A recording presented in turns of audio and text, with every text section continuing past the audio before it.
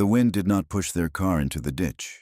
It waited until Ethan admitted he could no longer see the road, until the white sky folded into the white earth and erased every fence post, until the engine coughed once and fell silent on a stretch of North Dakota that had quietly vanished. And when Mara said the nearest farm was less than a mile away, he understood that distance was no longer measured in miles, but in choices. And one wrong step into that wind could turn a simple walk into something they would not outrun before nightfall. October 12, 1996. Near Rugby, North Dakota, the early blizzard arrived like a door closing, wind sweeping the fields near 40 miles an hour, the temperature falling toward the 20s before sunset. Ethan Ward watched the yellow center line fade, then the shoulder, then the fence posts. And when he eased off the gas to keep the sedan straight, the right tires slipped into drifted snow. The car lurched and slid nose first into the ditch. A dull, contained thud, the engine still running, the heater still breathing, the world outside suddenly taller than the windows. For several seconds they stayed still, as if stillness could rewind the slide. Mara Collins checked her watch, 3:46 p.m., too early for night yet already dim. She said the Miller farm was less than a mile north, she was sure. Ethan tried reverse. The tires spun and whined, packing snow tighter under them. He rocked forward and back twice, then stopped before the engine had to beg. Mara's jaw tightened. Not panic yet, but the edge of it, and the wind kept sanding the landscape smooth. Ethan shut the engine off to listen. The quiet inside made the storm sound enormous. Gusts striking metal, snow tapping glass like thrown grit. Mara lifted her phone. No signal. Ethan studied the fuel needle. Just under half a tank. Enough if rationed, dangerous if wasted. He remembered the roadside advice. Run the engine 10 minutes an hour. Keep the exhaust clear. Do not walk unless you can see shelter.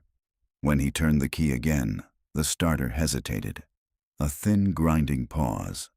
Then the engine caught, and both of them understood the same thing.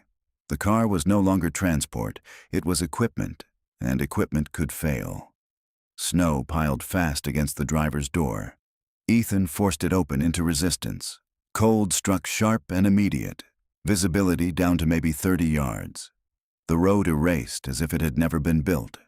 He circled to the rear and saw the tailpipe half buried. He kicked and cleared a channel with urgent movements, wind cutting through his jacket, breath turning shallow. When he climbed back in, his hands trembled. Mara asked if they should walk the mile. He said no, too quickly, because admitting doubt felt like giving the storm permission. By 4:15 p.m., the light thinned to flat gray. Ethan ran the heater for 9 minutes, then shut it off, counting under his breath. Cold crept inward, first feet, then fingers. Mara wrapped the blanket tighter and stared north into nothing, suggesting they tie her scarf to the antenna as a marker. Ethan imagined losing sight of the car within 10 steps, imagined the wind swallowing footprints. When he turned the key again, the engine paused, not failing, but hesitating long enough to make them both hold their breath. In the dark, the ditch felt like a trap now. The wind did not weaken after sunset. It sharpened, driving snow across the fields in low racing sheets that struck the sedan hard enough to make the doors tremble. Ethan kept his watch on the dashboard clock as if time itself could be managed. 9 minutes of heat, off, 50 minutes of cold, on again, each cycle costing fuel and buying clarity. Mara rubbed her hands under the blanket and watched the windows frost at the edges, their breath turning the cabin into a small, damp cave. When the heater stopped, the silence pressed inward and every sound grew larger. The ticking of cooling metal, the slow scrape of snow building against the frame, and somewhere beyond the glass, a hollow groan that might have been wind through a fence line or something bending under pressure. At 5:03 p.m., the engine hesitated longer than before. Not a failure, but a warning. The starter dragging half a second too long before the ignition caught. Ethan did not comment.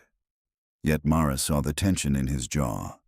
She suggested clearing more snow from around the car to reduce drag if they tried to reverse again. He shook his head.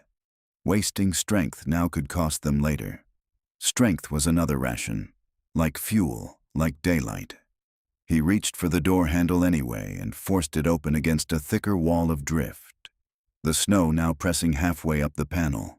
He stepped out into wind that stole his breath instantly, circled again to the rear, and felt unease spike when he saw how quickly the tailpipe trench had filled. The storm was not steady. It was strategic, undoing their work the moment they turned away. Inside the car, Mara tracked the interior temperature by feel, the cold settling first in her boots, then climbing slowly up her legs. She flexed her toes to keep blood moving and thought about the mile north, about the red barn she believed she had seen earlier. She tried to picture its exact angle against the road, but the memory blurred, replaced by white noise. When Ethan returned, his eyelashes held small crystals and his voice carried irritation. He said the drift was rising faster on the driver's side, meaning the wind had shifted slightly, meaning the car might soon be sealed tighter than they wanted. Mara asked what happened if the exhaust blocked while they slept. Ethan answered sharply that they would not sleep, and the edge in his voice made the word sleep sound dangerous.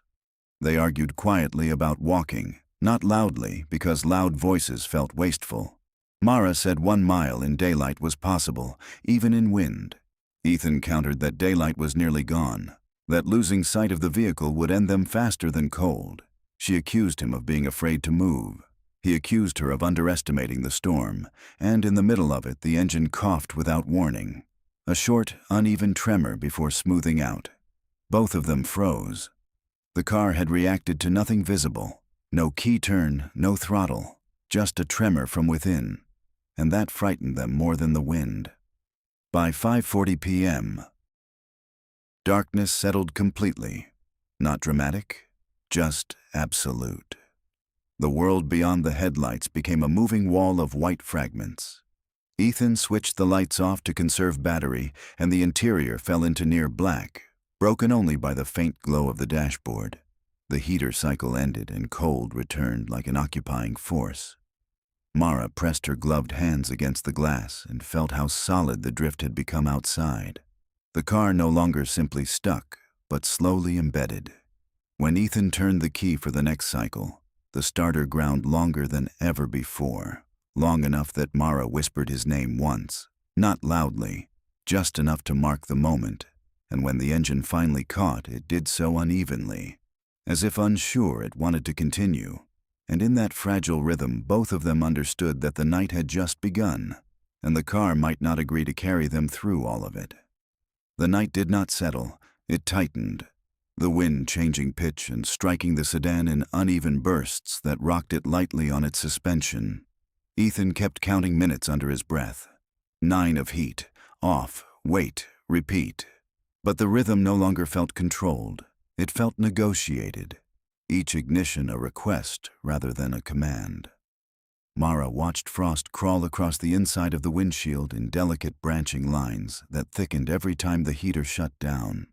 She wiped a circle clear with her sleeve and saw nothing beyond it but racing white. The ditch had become a shallow bowl, snow rising along the doors, reshaping the car into part of the landscape. At 6:25 p.m., the engine stumbled mid-cycle, not from a key turn, not from strain, just a sudden, uneven tremor that made the dashboard vibrate. Ethan shut it off immediately, fear sharp and precise. He said they would wait longer before the next start to let it rest, though neither of them knew if engines needed rest or simply failed when they chose. Mara shifted closer to conserve warmth, careful not to fog the glass too heavily. Moisture meant ice. Ice meant blindness. She flexed her fingers inside her gloves and said quietly that they could take short steps toward the road crest, just to gauge direction. Ethan shook his head. Visibility had fallen further, maybe 20 yards now, and the wind erased footprints within seconds. They would lose the car before they gained certainty. Snow struck the passenger side harder now, meaning the wind had turned again. Ethan imagined drifts forming behind them, imagined the tailpipe sealing without warning. He forced the door open once more and stepped out. The cold bit deeper than before, sharper, as if the temperature had dropped another degree or two. He moved to the rear and cleared the exhaust with stiff hands, this time digging farther than necessary, carving a shallow trench that led away from the bumper, hoping to guide fumes outward. When he stood, he noticed something unsettling. The car's shape had blurred, edges softened by accumulation. From 10 steps away, it no longer looked distinct, just another white curve in a field of white. Inside, Mara listened to the storm's rhythm and thought about time differently. Not in hours, but in starts left. If the engine failed after 3 more attempts, what then? If fuel dropped below a quarter tank before midnight, what then? She asked Ethan how much battery power remained. He switched on the headlights briefly and saw their beam weak against the snow. He shut them off immediately, conserving. The interior darkened again, and with darkness came new sounds, faint thuds that might have been compacting drifts or distant objects breaking under wind, each sound forcing them to sit straighter, to listen harder, as if the storm were testing their attention. At 7:10 p.m., Ethan turned the key for another heat cycle. The starter dragged, longer than any time before, a hollow, grinding hesitation that stretched thin across the cabin. Mara's breath caught audibly. He almost released the key, almost accepted the silence. Then the engine caught with a rough, uneven rhythm. Not steady, not smooth, but alive. They said nothing for several seconds, afraid speech might disrupt it. The heater pushed out lukewarm air, weaker than earlier, and Ethan watched the fuel needle dip slightly lower, understanding with quiet certainty that the margin between endurance and failure was shrinking. Not dramatically, not suddenly, but steadily. And outside, the wind continued without urgency, as if it had all the time in the world to wait for them to make the wrong choice. The cold stopped feeling sharp and began feeling heavy, as if it had weight, pressing down through the roof of the sedan and settling into their bones. Ethan checked the clock. 8:02 p.m., only a few hours since the ditch had claimed them, yet it felt stretched beyond measure. The heater cycle had shortened to 7 minutes now, not by rule, but by instinct. He no longer trusted the engine to idle smoothly for longer. Mara pressed her palm against the inside of the windshield and felt solid frost instead of fog. The moisture had frozen faster than before, meaning the temperature outside had fallen further, and when a sudden gust hit broadside, the entire car shuddered, snow cascading off the roof in a soft collapse that sounded disturbingly close to something breaking. Ethan decided to test the transmission once more, not to escape, but to prevent it from freezing stiff. He turned the key, and the starter responded with a dragging churn that made his jaw tighten. The engine caught unevenly, shaking harder than before. He shifted carefully into reverse and applied the lightest pressure to the accelerator. The tires spun immediately, the car vibrating but not lifting. He stopped within seconds, unwilling to waste fuel or traction. But in that brief attempt, the rear of the sedan sank a fraction deeper, compacting snow beneath it. Mara saw it in his face before he spoke. The ditch was no longer shallow. It was claiming them gradually. The wind shifted again, now striking from the opposite angle, and within minutes, snow began packing along the passenger side. Ethan realized the tailpipe trench he had carved earlier might now be vulnerable from a new direction. He forced the door open into a wall of resistance, snow pressing nearly to the bottom edge of the window. Outside, the air felt thinner, colder, his breath cutting at his lungs. He fought his way to the rear and discovered the channel half filled already. He cleared it again with slower movements, strength draining faster than before, and when he stepped back, he struggled to recognize the sedan's outline. The shape blurred, the hood nearly level with surrounding drifts, as if the storm were lowering the horizon around them. Inside, Mara's thoughts began to narrow dangerously. She caught herself staring too long at the dark space beyond the windshield, imagining light where none existed. She forced herself to speak, to keep both of them alert. She asked Ethan to describe exactly how far they had driven past the farm turnoff. He answered in measured detail, half a mile at most, maybe less. But uncertainty crept into his voice, despite the effort to sound precise. She calculated distances in her head, wind speed, walking pace in snow. But each equation ended the same way. Visibility was too poor, direction too unstable. Leaving the car still meant gambling with disappearance. At 9:11 p.m., the heater cycle ended, and Ethan waited longer than usual before restarting, testing how much cold they could endure. The silence thickened. Mara's fingers stiffened inside her gloves. She flexed them repeatedly to keep feeling. When he finally turned the key, the starter produced a long, hollow grind that did not immediately catch. He held it 1 second too long, then released. The silence afterward felt absolute. Mara whispered his name once, not pleading, just acknowledging the possibility. Ethan waited 5 full breaths before trying again. The starter dragged once more, weaker. Then the engine caught with a rough, uneven shudder, barely stable. And in that fragile vibration, both of them understood that the car was no longer simply struggling against the storm. It was struggling against time itself, and time was moving faster than either of them had planned. By 10:03 p.m., the storm no longer sounded violent. It sounded patient, the gusts steady and deliberate, packing snow against the sedan in slow, determined layers. Ethan checked the fuel gauge with a tightening chest, the needle now resting just above a quarter tank. Not alarming yet, but no longer comfortable. He adjusted their cycle again. 6 minutes of heat, then darkness. Mara pulled the blanket tighter around both of them and shifted closer without speaking, conserving warmth through proximity rather than argument. The windshield had frosted almost completely, leaving only a small cleared circle that showed nothing but drifting white, illuminated faintly by their dying headlights, before he shut them off to preserve the battery. At 10:27 p.m., the engine gave a sharp, uneven jolt. Mid-cycle, not a stall, but a warning tremor that rippled through the dashboard.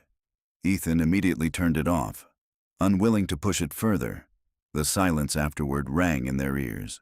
Mara asked how many reliable starts he believed remained. He did not answer directly. Instead, he calculated aloud. If the fuel line froze or the battery weakened further, even a half tank would mean nothing. She nodded slowly and suggested starting the engine less often but running it slightly longer to fully warm components. The proposal felt logical yet dangerous. Any extended run risked burying the tailpipe again under shifting drifts, and the thought of exhaust creeping unseen into the cabin tightened Ethan's throat. He forced the door open once more to check the rear. Snow now pressed high along both sides of the vehicle, the ditch almost level with the hood. He fought through resistance to reach the tailpipe and found the trench nearly sealed. He cleared it carefully, carving a longer channel this time, stretching it several feet outward in a narrow path. The wind cut into his face with sharper intensity than before. His movement slower now, energy draining with each trip outside. When he stepped back, he struggled to find the outline of the road above them. Everything blended into one shifting slope. The idea of walking had changed shape in his mind, no longer a calculated risk, but a near blindness. Inside, Mara's thoughts drifted dangerously toward stillness. She caught herself closing her eyes too long between sentences, fatigue pressing against discipline. She began speaking deliberately about small details, the pattern on the dashboard fabric, the exact number of fence posts they had passed before sliding into the ditch, keeping her mind engaged so it would not retreat inward. Ethan listened and responded with measured clarity, forcing conversation to remain structured because silence felt like surrender. Outside, a heavy thud struck somewhere behind the car, perhaps a collapsing drift or wind-shifting weight from one side to the other. Both of them flinched, hearts accelerating, then waiting for another sound that did not come. At 11:18 p.m., Ethan turned the key again. The starter dragged with a hollow metallic grind, longer than any previous attempt. He almost released it, almost accepted failure. Then the engine caught weakly, shaking harder than before. The heater pushed out air that was barely warm. The fuel needle dipped lower still. Mara watched it descend and understood something without saying it. They were no longer measuring survival in hours, but in starts. In how many more times the engine would agree to wake. And when Ethan shut it off after exactly 6 minutes, the darkness that returned felt thicker than any before, as if the storm outside had drawn closer, waiting for the moment when the car would no longer answer at all. Midnight arrived without announcement, only a deeper pressure against the windows and a silence between gusts that felt deliberate.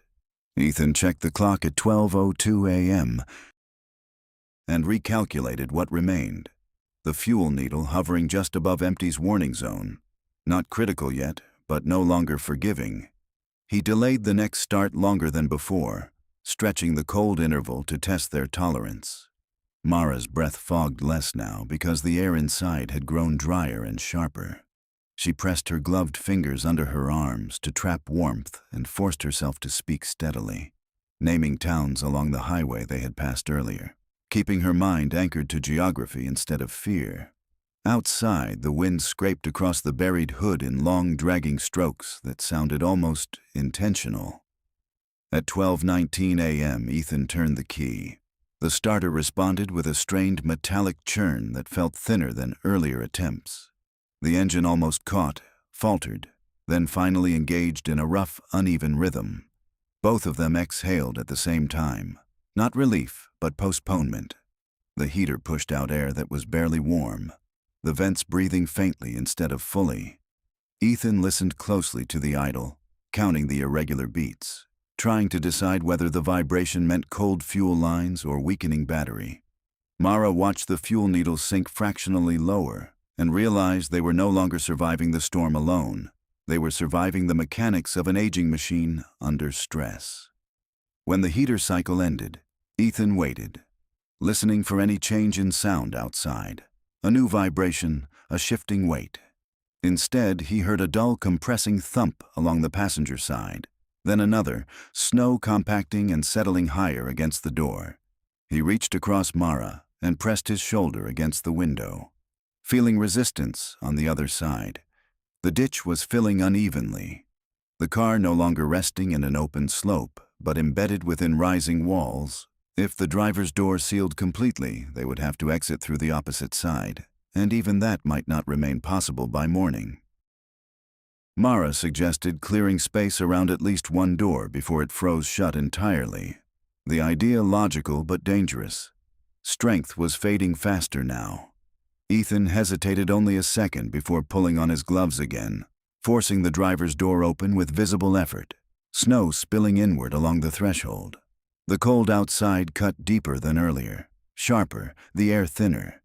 He worked methodically, pushing snow away from the door frame, carving space just wide enough to reopen it later, then circled to the rear once more. The tailpipe trench half gone again, he cleared it with slower movements, arms trembling, breath burning in his chest, and for the first time, he felt not anger but doubt. At 1:03 a.m. he turned the key again. The starter ground weakly, paused, ground again. Mara felt her heartbeat rise into her throat. He held it one fraction too long, then released before draining the battery further. Silence fell heavy. He waited 10 seconds, tried again. The engine caught with a harsh, uneven shudder that seemed unstable, barely willing to continue. The heater breathed faintly, almost apologetically, and as Ethan shut it off after 5 measured minutes, he understood something with quiet clarity. They were no longer conserving fuel for comfort. They were conserving it for the single moment when they might need it most, and neither of them yet knew when that moment would arrive. By 1:40 a.m., the storm felt less like weather and more like pressure, a steady force reshaping everything without hurry. Ethan watched frost seal the last clear corner of the windshield and stopped wiping it away. There was nothing left to see. The world outside had narrowed to sound and vibration. Mara shifted carefully in her seat and realized her legs felt heavier than before, slower to respond. She forced them to move, flexing her ankles, counting backward from 100 to keep her mind sharp. Inside the sedan, the air had grown thin and brittle, every breath colder than the one before, and the fuel needle now rested so low that Ethan avoided looking at it directly. At 1:57 a.m., he turned the key again, not because the schedule demanded it, but because Mara's silence had lasted too long. The starter dragged weakly, a strained metallic rotation that faltered midway. He released it before draining the battery entirely, waited 5 full breaths, then tried again. The engine caught unevenly, shaking harder than at any previous start, the vibration rough and uncertain. Mara pressed her palm against the dashboard as if steadying it. Physically might help. The heater pushed out air barely above cold, but it was movement, and movement meant the machine was still responding. Mid-cycle. A deep shifting sound rolled beneath them. Not wind, not snow striking metal, but weight settling. Ethan shut the engine off instinctively and listened. Another muted compression followed along the driver's side. The car tilted imperceptibly, not enough to slide, but enough to remind them that the ditch was filling asymmetrically, snow packing tighter on one side than the other. Mara imagined the vehicle slowly entombed by morning, doors sealed under frozen pressure, air trapped but unreachable. She swallowed the image and forced her voice steady, suggesting they choose one door to protect completely, keeping at least one exit viable. Ethan opened the passenger door this time, snow resisting heavily before giving way in a soft, inward spill. He stepped out into wind that cut through him with renewed force. The temperature had dropped again, each inhale sharper. He cleared a narrow arc around the doorframe, pushing snow outward with slower, more deliberate movements, conserving strength while preserving access. Then circled to the rear and found the tailpipe trench nearly gone despite his earlier effort. He cleared it once more, though his arms trembled visibly now, and when he stepped back, he struggled to identify the roofline at all, the sedan's shape merging into the slope as if being claimed by it. At 2:36 a.m., Ethan waited longer than ever before, attempting another start, calculating risk against necessity. Mara's voice had begun to soften at the edges, her responses slightly delayed. He recognized the danger and turned the key. Despite the fuel gauge's warning, the starter ground with a thin, desperate sound, paused, then caught in a fragile, uneven rhythm that seemed ready to quit at any second. They did not speak while it ran, afraid to disturb the balance, and when he shut it off after 4 measured minutes, the darkness returned absolute and complete. And in that suffocating quiet, both of them understood that the storm had stopped trying to overwhelm them quickly. It was simply waiting for their strength, or their engine, to give out first. By 3:12 a.m., the storm had settled into a low, continuous roar, no longer sharp, no longer violent, just relentless. Ethan felt the cold differently now, not as pain, but as absence, sensation withdrawing from his fingertips despite the gloves. Mara's voice had grown quieter, her words deliberate but slower to form. She kept counting backward in steady rhythm, refusing to let silence stretch too long. Inside the sedan, frost coated the interior glass completely, sealing them inside a dim gray capsule. The only light a faint dashboard glow that seemed weaker than before, and the fuel needle rested so close to empty that Ethan no longer needed to look to know where it stood. At 3:19 a.m., he turned the key again, carefully, almost respectfully. The starter responded with a hollow, dragging churn that felt fragile. It caught after a long, uneven pause, the engine shaking in a way that felt temporary, unstable. Mara leaned closer to the vents, absorbing what little warmth emerged. Ethan listened to the idle and heard irregular beats within it, slight dips that hinted at strain. He adjusted the heater to its lowest setting, conserving output while maintaining motion, because motion meant circulation, and circulation meant awareness. Midway through the cycle, the engine sputtered sharply, a sudden drop in rhythm that made both of them freeze. Ethan's hand hovered over the key, ready to release it if necessary, but the vibration steadied again, weaker yet functional. He shut it off earlier than planned, unwilling to test its limits further. Silence rushed back, thicker than before. Outside, the wind shifted slightly and a new pressure formed along the rear of the vehicle. a heavy compacting sound that suggested the ditch was nearly level with the trunk, the sedan no longer resting within snow but held by it. Mara forced herself to speak, describing in detail the farmhouse they hoped existed less than a mile north, the shape of the red barn, the metal windmill near the fence line. Ethan listened and added specifics: the gravel driveway, the cattle gate they had passed earlier, anchoring themselves to memory as the present narrowed dangerously. She suggested that if dawn brought even slight visibility, they might attempt the walk. He did not reject the idea outright this time, but neither did he accept it. Dawn remained distant and uncertain, and the engine remained the only controllable element they possessed. At 4:02 a.m., Ethan hesitated before the next start longer than any previous pause, calculating what little fuel remained against what little strength they retained. Mara's responses had slowed again, subtle but noticeable. He turned the key despite the risk. The starter ground thinly, almost failing to engage, then caught with a weak, unstable shudder that felt temporary at best. The heater produced air barely warmer than breath, and as he shut it off after 4 careful minutes, the darkness that followed felt complete and heavy. And in that stillness, Ethan understood with quiet clarity that whatever decision they made next would not be about comfort or caution. It would be about choosing the moment before the engine chose for them. At 4:37 a.m., the storm no longer sounded furious. It sounded tired, the gusts shorter now, less violent, though still strong enough to press snow in slow, heavy waves against the buried sedan. Ethan lifted his head and forced himself fully awake, the darkness thinning into a deep charcoal gray that hinted at morning. Mara wiped a small circle clear on the windshield, and for the first time in hours, shapes separated from the white, faint ridges, shallow rises, the suggestion of a road crest above them. Not clear, not safe, but visible, and visibility changed everything. Ethan studied the fuel needle without pretending anymore. It hovered dangerously low, perhaps 1 full heat cycle left, maybe 2 if the engine cooperated. He explained quietly that dawn would give them orientation, and that orientation might be more valuable than warmth.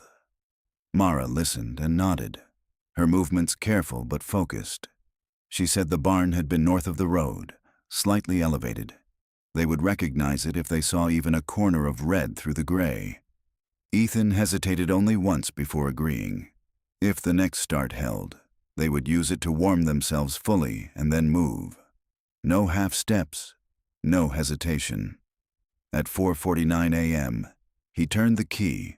The starter dragged thinly, nearly failing, then caught in a trembling, uneven rhythm that sounded fragile. The heater breathed out air that was weak but present. Mara leaned forward and let the warmth reach her hands, both of them silent now, conserving words as carefully as fuel. Outside, the exhaust plume carved a shallow hollow in the snow, visible proof that the machine was still alive. Ethan watched the needle drop closer to empty and felt the decision settle into him with final weight. When he shut the engine off, the silence felt absolute. No more cycles, no more tests. He forced the passenger door open into packed resistance, snow spilling inward before giving way. The air outside cut sharply, but the light had strengthened enough to reveal depth. The ditch nearly level with the hood on one side, the slope of the road above them faint but real. Mara stepped out carefully, boots sinking but holding. They paused only once to look back at the sedan, already blending into the field as if it had always belonged there. They began moving toward the rise, slow, deliberate steps angled against the wind, each foot placed with intention, the field no longer endless but structured by faint lines and shadows. After several dozen yards, Ethan saw the first fence post, dark against gray, then another behind it, forming a path. Mara tightened her grip on his sleeve and pointed ahead where a muted rectangular shape emerged through the drifting light, red softened by frost. A barn standing solid against the field, close enough now to be real, close enough that warmth no longer felt imaginary. The barn door resisted at first, stiff with frost. Ethan pushed harder until it shifted inward with a scraping sound, and warm air did not rush out, but the absence of wind felt like mercy. Inside the structure, the air was cold, yet still, protected from the constant force that had chased them all night. Mara stepped in behind him and leaned against the interior wall, breathing steadily, not collapsing, just absorbing the quiet. Light filtered through high, dusty windows, revealing bales of hay stacked along one side, tools hanging neatly along the beams, proof of order in a world that had felt erased. Ethan closed the door firmly behind them and listened. No immediate voices, no movement yet, but the barn itself held warmth differently, insulated by mass and shelter. Mara sank onto a bale of hay and pressed her hands into it, the straw dry and faintly warm compared to the air outside, sensation returning slowly to her fingers in sharp, stinging pulses. Ethan moved methodically, checking the interior for any hazards, any signs of animals or unstable footing. Everything intact, everything solid, and for the first time since the ditch, he felt the ground beneath him as something dependable. Minutes passed before they heard it, faint at first, then clearer, the low mechanical rumble of a truck engine approaching along the road beyond the field. Not imagined, not remembered, but present. Ethan moved toward the narrow window and wiped a strip clear. Through it, he saw headlights cutting through the thinning snow, moving slowly but deliberately along the road they had nearly vanished from. Mara stood beside him, steady now. No panic, only awareness, the storm still active but no longer absolute. The truck slowed near the ditch where the sedan lay half buried, its shape barely visible under layered drifts. Ethan felt a sharp wave of gratitude mixed with disbelief. They had left the car minutes before, chosen movement at the exact edge of failure, and that choice had placed them inside walls instead of under snow. The truck's engine idled. Then a door opened somewhere outside, footsteps crunching faintly in the distance. Ethan turned back toward Mara, her face pale but alert, and for a long second neither of them spoke. The storm still moving across the fields, the barn still cold but protective, the sound of approaching help now undeniable. And in that fragile space between endurance and rescue, they understood that survival had not been a single act of bravery, but a series of measured refusals to quit. Each small decision carried through the night, leading them step by step into shelter, into warmth, and finally into the sound of another engine that meant they were no longer alone. If you enjoyed this story, subscribe to read more survival stories.